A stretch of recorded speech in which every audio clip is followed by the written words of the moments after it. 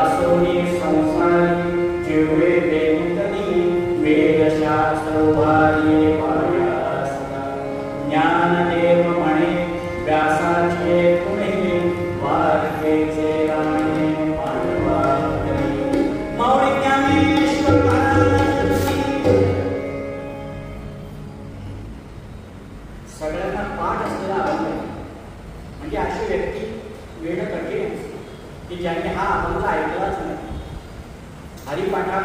पहिलाच अभंग आहे आणि कथा कीर्तनाला येणाऱ्या लोकांना तो अभंग परिचित असतो.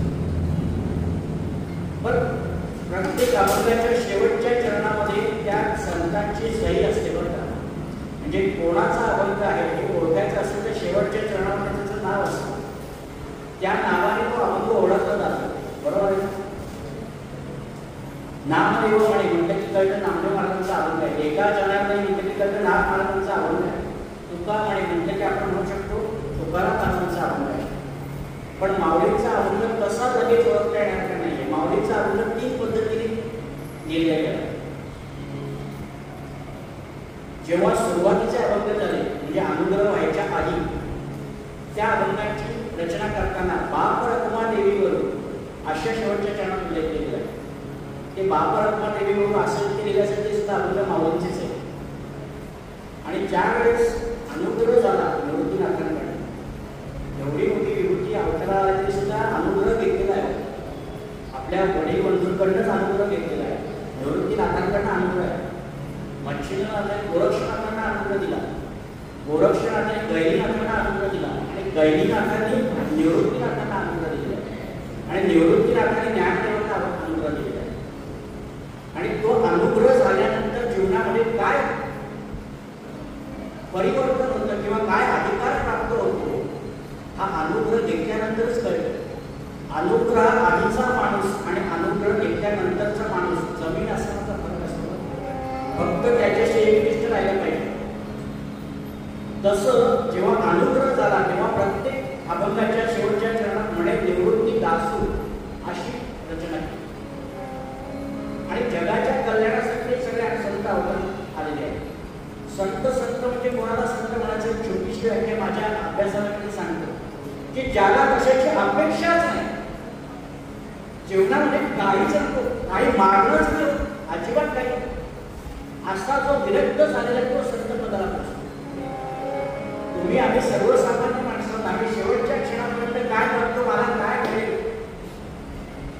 संतांचं वैशिष्ट्य असं की त्यांना काहीच नको, काही नको एवढ्या ताकदीनं जातात. आणि कशासाठी येतात तर जगाचं कल्याण करण्यासाठी येतात. आणि मग कल्याणाला बुवा बोलवलं तर सांगण्यासाठी पंढरीनाथ महाराज जगाचं कल्याण काय संतांनाच कळलं. आणि अशा संतांनी अहोरात्र काम करावं. पण अशा ज्ञानदेवाला सुद्धा त्या काळी हळदीला अनेक लोकांनी अनेक त्रास दिले. सर्वसामान्यांची गोष्ट समजली आहे. आपण सुद्धा कीर्तनात झाला की लोक विचारतात काय आज कीर्तनाला का की आपल्याला टोमणे ऐकावे लागतातच. पण त्यांचा अधिकार आहे. भिक्षा मागून आणली ती झोळी सुद्धा वाटेतच त्यांची पेटी दिली, तिथेच ते धान्य सांडलं गेलं. आणि हे बघून मात्र माऊलीचं मन कळवलं. ते म्हणाले आता हे जीवन जगणंच नको. कशासाठी एवढा कटकट करायचा आम्ही, कशासाठी एवढे 10 दिवसांचे आक्षेप सगळ्या लोकांना बोलवून प्रयोग करत बसायचं. माणसं येणार कसं ते उपक्रम चालवायचे कसे. पण असं आहे आपण आपल्या पद्धतीने. मला महाराजांचं फार सुंदर वाक्य आठवलं नाही परवा. महाराजांनी अतिशय छान सांगितलं. महाराज म्हणाले काय माहिती का वातावरणात सुद्धा थंडी वाढली तर आपण अंगामध्ये गर्दी घालावी म्हणाली. आपण जगाला बदल द्यायचं नाही, आपण आपल्याला सुधरून घ्यायचं. पंढरीनाथ महाराज आपण आपलं कार्य करत राहायचं. तसं माऊलींना तर सहन झालं नाही. आणि 16व्या वर्षी घरी आले आणि ताटी सुद्धा लावून दिली. ते म्हणाले आता जीवन जगून करून का मी एवढं करतोय, मला काही हवं म्हणून करतोय का. अजिबात तुम्हाला काहीच करतोय ना, मी लोकांसाठीच करतोय. पण लोकांना ते नको असते. लोक माझ्याकडे त्या गोष्टी काहीच मला ऐकत नाही, सहकार्य त्यांचा उद्धार करून घेत नाहीये. तर आता मी जगून काही आवश्यकता नाही. मला जे काही करायचं ते मागच्या जन्मी करून चाललो आहे. मला आता या जन्मात काही करायचं शिक्षण पाहिजे. आता एकच करायचं, आता समाधी अवस्थेला जायचं. म्हणून ती भाव समाधी लावली. आणि तेव्हा वय वर्ष अवघड 16 वर्षाचं होतं. आणि अशा समाधी अवस्थेमध्ये जातात म्हटल्यानंतर ते कोणाला कळलं, आपल्या लाडक्या मुक्ताईला कळलं. मुक्ताई सांगते ज्ञानदेवा आत्ता आपण समाधी घ्यायची वेळ नाही. आत्ता आपण समाधी घेतली तर अजून बरेच अवतार कार्य बाकी ते करायचे आपल्याला, असं जाता येणार नाही. आणि म्हणून तिच्या हक्कासाठी त्या समाधी अवस्थेवर बाहेर आले. तिनं समजून काढली. असं आहे बहीण आणि भावाचं नातं एकदम वेगळं असतं. एक वेळ बायकोचं ऐकणार नाही पण बहिणीचं ऐकतात. प्रेमच असं असतं, आताचं नातं आहे. आणि बहिणीने सांगितलं योगी पावन मनाचा, योगी पावन मनाचा, योगी पावन मनाचा, पावन मुक्ताई ताटीच्या अगोदर म्हणते त्यावेळेस ते म्हणजे जन रागे जाणे बंदी संते सुखे पावे पाणी योगी पावन समजून काढलं. आणि असं आहे, बहिणीच्या अट्टा खातर बाहेर आले आणि आल्यानंतर सांगितलं तू एवढं कळवळी मला हाक मारतेस, विनोद करतेस, आत्ता सांगतो आता समाधी घेत नाही, पण कधी घेणार हे 16व्या वर्षी सांगितलं होतं. अजून 5 वर्षांनी 21व्या वर्षी समाधी नक्की घेणार. कारण संतांचं येणं कधी आणि जाणं कधी त्यांच्या हातामध्ये. अवतार कधी घ्यायचा, कुठे घ्यायचा, कसा घ्यायचा आणि कधी अवतार संपवायचा हे ज्यांच्या हातात आहे संत असं. आणि सांगितलं 21व्या वर्षी जाईल. आणि होता होता दिवस काळ जायला वेळ लागत नाही. बघता बघता शेवटचं वर्ष आलं आणि त्या 21व्या वर्षाच्या शेवटच्या वर्षाची शेवटची भाऊबीज झाली. आणि भाऊबीज म्हणजे किती आपला आनंदाचा सोहळा असतो. भाऊबीज झाल्यानंतर बहिणीला काहीतरी आपण भेट द्यायला पाहिजे आणि तो भाऊबीजचा क्षण कधी घालतो. भाऊबीज झाल्यानंतर निवृत्तीला सांगता तिला मुक्ताई काय मागून घ्यायचं असेल तर आता मागून घे. कारण चैतन्याचं निवृत्त दिसतंय ना, हे पुढच्या वर्षी आपल्याला बघायला मिळणार. काही मागायचं असेल ना आत्ताच वेळ होणार. ही शेवटची भाऊबीज आहे मावळ्याच्या बरोबरची. काय मागायचं असेल ते भाऊबीज मागून घे असं म्हटल्यानंतर काय मागितलं असेल काय म्हणजे मी त्यांची बहीण म्हणून जन्माला आणखी काय वेगळं मागायचं, मला आणखी काही माझ्यासाठी तर काहीच नको. पण ज्ञानदेव खरोखर त्याचं असेल तर एक ज्ञान मला काय आतापर्यंत बाबा देवी करू म्हणून अभंग दिले, म्हणे निवृत्तीत असो म्हणून अभंग दिले. आता ज्ञानदेव म्हणे म्हणून काहीतरी अभंग द्या. आणि असं म्हटल्यानंतर ज्या अभंगांची रचना केली तो हरिपाठ त्यांना दिला हा त्या मुक्ताईला ओवाळणी म्हणून दिलेला आहे. आणि त्या ओवाळणीच्या त्या हरिपाठाचा पहिला अभंग आहे. देवाचे द्वारी कुमार क्षणभरी तेणे विचारे साधी. शब्द बघा किती सुंदर आहे. प्रत्येक शब्दावरती चिंतन करण्यासारखं आहे. देवाचे द्वारी देव कसा आहे? आपल्याला देव कळू शकतो का? आपल्याला देव दिसतो का? आपण देव बघितलाय का? देवाची रूप कशी आहे? एक तर सगुण रूप आहे आणि निर्गुण निराकार आणि सगुण साकार. बरोबर? पण सगुण साकार वेगळा आहे, निर्गुण निराकार वेगळा आहे. तुझं सगुण म्हणून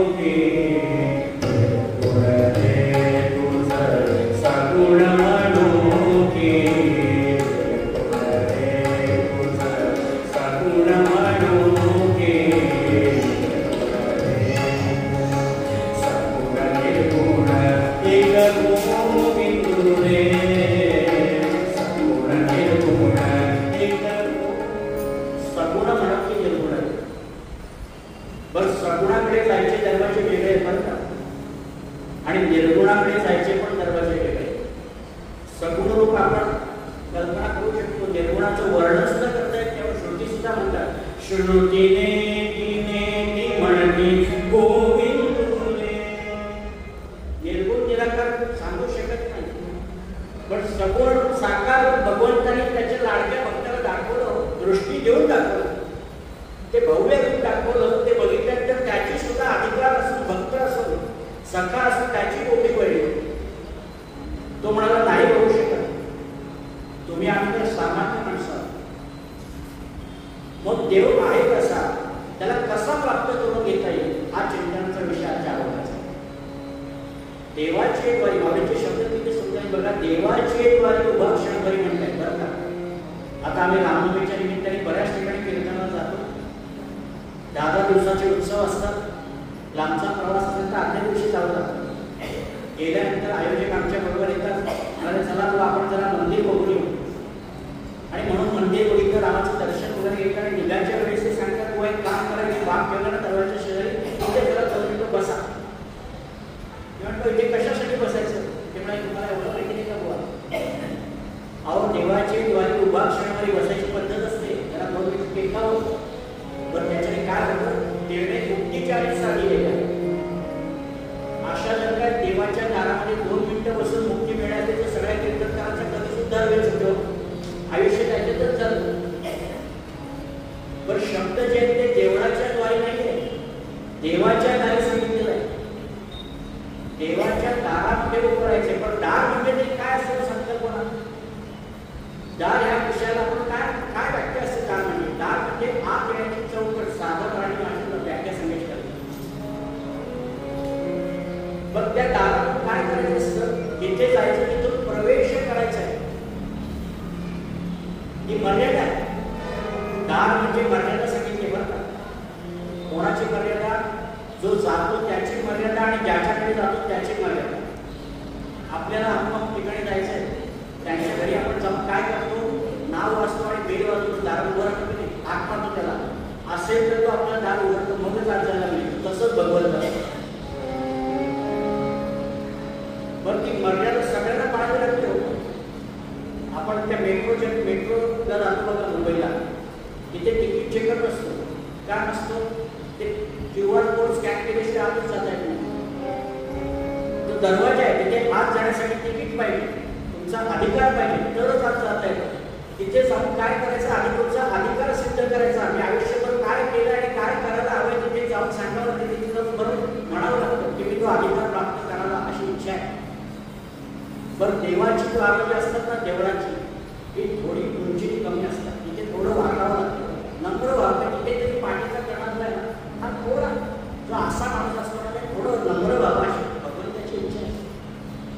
आणि तिथे एकदम राज्यमहाल असेल किंवा मोठा दरबार असतो, तिथे असं झाकी वरकडं असं नाक म्हणत जायचं असतं. पण देवाची द्वार छोटी असतात, तिथे वाकूनच जायला पाहिजे की मी कोणीही नाही, करता करते तर तूच असेल, तुझ्याशिवाय माझं काही नाही हे मान्य करून तुझी वाकवलं. आणि त्या भूमिकेतनं आत यायचं असतं. पण त्याला एक दरवाजा नाही, अनेक दरवाजे असतात. दक्षिणेचा दरवाजा, पूर्वेचा दरवाजा, चारी दरवाजे असतात. त्याच्यातून आतला दरवाजा, महाद्वाराचा दरवाजा, पुन्हा गाभाऱ्याचा दरवाजा, मुख्य प्रवेशद्वाराचा दरवाजा, सगळ्या दरवाज्यातून आत यावं लागतं.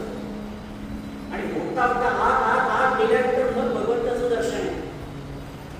कारण की एकदम महत्वपूर्ण असतं, स्पेशियस असतं म्हटलं आपण ते. आता काचेमधून सुद्धा जागे घडवतात, ते 500-600 रुपयाला मिळतात, ते तुम्ही असेच ठेवून देता इकडे तिकडे. पण एखादा हिरा असेल ज्याची लाखो रुपये किंमत असते, ते कुठे ठेवतात, त्याला लॉक ठेवतात.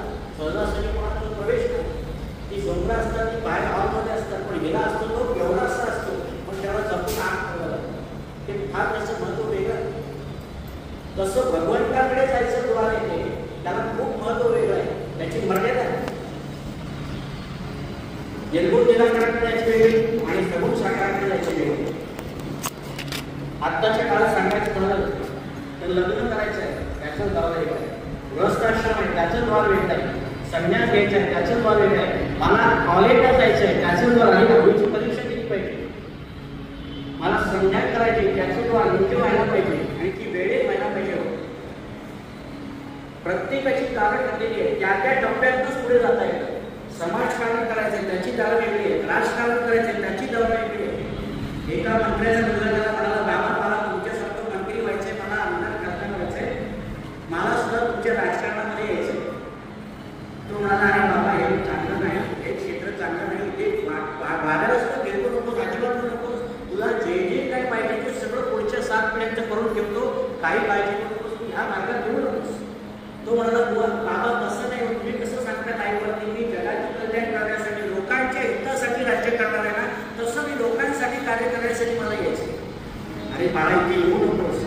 तो म्हणाला मला तुमच्याकडे समाजकारण करायचं, लोकांचं कार्य करायचं. आता हक्काला भेटल्यानंतर मग बाबा म्हणाले ठीक आहे तुझी परीक्षा घ्यायला लागली. तो म्हणाला बाबा मला सांगण्यात आले. त्यांचं मोठं घर आणि त्याच्यावरती असा माळा होता. बाबा म्हणाले त्या माळ्यावरती जा, शिडीवरनं काढून माळ्यावरती मोठा असा बाबा होता त्याच्यावरती उभा राहिला. वडील म्हणाले आता तिथे उभा राहिला आता एक काम कर, आता तिथून उडी मारत नाही. तो म्हणाला असं कसं जमेल, मला उडी मारताना पडेल लागेल अंतर करू. बाबा म्हणाले काळजी करू नकोस, तू मार, मी सांगतो बिंदास वेळी मार. तो म्हणाला बाबा मी शिडीवरून खाली त्या चपलाने मी शिडीच काढून टाकली. आता उडी मारण्याची वर्गच काय. हा म्हणाला मी करू काय. बाबा म्हणे मला जबरात मला शिडीच्या काही पडतो काय करायचं. ते म्हणाले पडत नाही, आमचा पाठीवर काय तुला अजिबात पडणार नाही, तू उडी मार. मुलगा म्हणाला बाबा माझं वजन थोडं जास्त आहे, तुम्हाला पेटवणार नाही, मला तुम्हाला वजन झेपलं नाही, मला पाडा खाली पडेल. मी म्हणाले ते म्हणाले मी तुला सांगतो, मी शब्द देतोय ना तुला, मी म्हणतोय ना पडणार नाही, तू मार. मी म्हणाले आहे नाही तुला लागलं तर मला वाईट वाटणार नाही का, हे तुला कळत नाही का म्हणाले. तो म्हणाला आता काय करावं, बराच वेळ झाला उडी मारली की नाही मारली. शेवटी त्याने वडिलांवरती विश्वास उडी मारली आणि वडिलांनी नेमका हात न धरता बाजूला उठले आहे. खाली पडलं लागलं तुला. तो म्हणाला बाबा माझ्या गुडघ्याला एवढं देणार काय केलं काय काय तुम्ही शोधतं का म्हणाले, तेवढं म्हणाले नुकसान केलं नाही मला. ते म्हणाले राजकारणातला पहिला नियम, पहिलं द्वार की सख्या बापावरती पण विश्वास ठेवायचा नाही. प्रत्येकाची काही मर्यादा आहे, काही काही नियम आहे, ते जाणून मगच तुम्ही यायची, त्याच्याशी काही येत नाही. ती मर्यादा आहे. जुन्या काळच्या सासू असायच्या बघा, त्या सांगायच्या सुनबाई लेकरू इकडे तिकडे फिरतंय, दरवाजाच्या बाहेर लक्ष ठेव. दरवाजाच्या बाहेर गेलं तर आपलं काही सांगणार नाही, दरवाजाच्या आत आपण तुला सांभाळू शकतो. दरवाजाच्या बाहेर गेल्यानंतर आपलं काही त्याच्यावरती कंट्रोल नाही, त्याच्या बाहेर तो जाता कामा नाही. ही मर्यादा आहे आणि शेवटपर्यंत ऐकावं लागतं, त्या मर्यादेमध्ये राहावं लागतं. आताच्या काळच्या सासू नाही, जुन्या काळच्या ज्या सासू आहेत ना त्यांचं सांगते. आताच्या काळच्या सासूला काय एवढं जमतच नाही. पूर्वीच्या सासूला काय असायचं तुम्हाला काय सांगायचं, आमच्या जुन्या कीर्तन एक सासू अशीच होती, कीर्तनाला गेली होती, तिची मैत्रीण खास. ती म्हणाली आता यांच्याकडे रोज दोन्ही दही दूध ताप वगैरे सगळं होतं. अनेकदा उन्हाळ्याचे दिवस होते. ती तिच्या मैत्रिणीच्या घरी गेली, म्हणाली की आता तुझी सासू एवढं सुंदर ताप करते तर मला थोडं विरजण देशील का. म्हणजे विरजण आता हे सगळे शब्द तुम्ही तुमच्या पिढीला सांगायचं आवडलं पाहिजे, कारण त्या पुढच्या पिढींना ते विरजणावरच विरजण असतं, त्यांना माहितीच नाही त्याचं. सोनबाईलाच विचारलं त्या मैत्रिणींनी की तुझी सासू फार सुंदर ताक करते, मला थोडंसं विरजण मिळेल का. आता तिला फक्त माहिती आहे सासूबाई एवढं व्यवस्थित सगळं करतात, सगळं इकडे तिकडे बरोबर ठेवलं असतं की ते कपाट वगैरे सगळं उघडणं बघितलं नेमकं विरजण संपलेलं होतं. विरजण नाही. ती बाहेर आली, सगळं बघून झालं आणि बाहेर आल्यानंतर सांगते मावशी म्हणाली मला माफ करा, असतं तर मी दिलंच असतं, पण काय झालं नेमकं माहिती का, कालच ताट दिलं पण आज आमच्याकडे विरजण नाही. अरे अरे एवढ्या उन्हाची थंड्या आधी काय म्हणतात कसं एवढ्या उन्हामधून आहे का आता तुमच्याकडे विरजण नाही, पण नाही तर जाऊ नका वारणाचं वगैरे भेट केला असं बघू नाही तर नाही असं काय तिलाच नाही. म्हणून सासू तिची मैत्रीण निघाली आणि कोपऱ्यापर्यंत जाऊन थांबली. तेवढ्यात ती मैत्रीण कीर्तनावर बघितली, तिने दाखवली इकडे तुझ्याकडे झाली ती कशासाठी, थोडंसं विरजण मिळेल का म्हणून आले होते, मला थोडं विरजण पाहिजे होतं, तुझ्याकडे इतकं सुंदर विरजण असतं. मग काय झालं, अगं तुझी सून मला नाही सगळं बघितलं, विचारलं तिला एवढं सगळं तुम्ही म्हणाले नाही नाही म्हणाले असं कसं, चल माझ्याबरोबर, मी सांगते ना चल माझ्याबरोबर. त्यामुळे काय तू म्हणाले बघितलं नाही, चल मी सांगते चल असं आता ओढून आणलं तिला, अक्षरशः ओढून आणलं. घरी आली, चपला काढल्या, तिला खुर्ची बसायला दिली. सासूबाई आत पाय धुवायला गेल्या आणि 5 मिनिटं त्याने सगळं एकदा बघून झालं आणि त्यांच्या लक्षात घरात विरजण नाहीच होतं, तरी पण उत्तम बघितलं आणि पुन्हा बाहेर तिला सांगतात आपण खरंच विरजण नाहीये. ती म्हणे मग तेवढ्यासाठी मला हट्ट धरून एवढा हात होती, ते हाताचं कारण काय, मी तुला तेच सांगत होतो नाही घरात विरजण, मी सून तेच नाही. ती म्हणे ती कोण आणि सांगणार पंढरीनाथ, मी सांगणार म्हणाले, तिला नाही सांगायचं, मी सांगणार. तसं त्या मर्यादा आहे, त्या मर्यादेमध्ये राहावं लागतं. दरवाजामध्ये मर्यादा आहे, इथपर्यंतच तो अधिकार आता सिद्ध करावा लागतो. मी आयुष्यातून काय केलं हे आज देताना मला सांगायचं भगवंताला, आणि ते कसं सांगायचं. देवाचे द्वारी उभा क्षणभरी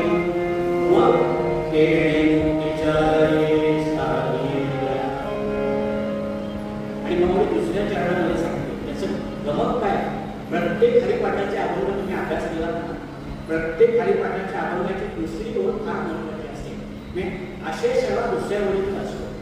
हरी मुखे म्हणा, हरी मुखे म्हणा, पुण्याची गणना.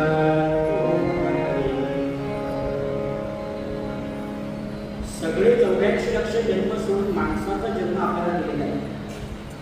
लोक नेहमी तक्रार करतात, व आम्ही एवढं सगळं करतो, आम्ही असं काही शिल्लक ठेवलं नाही. सोमवारी शंकरासी पूजी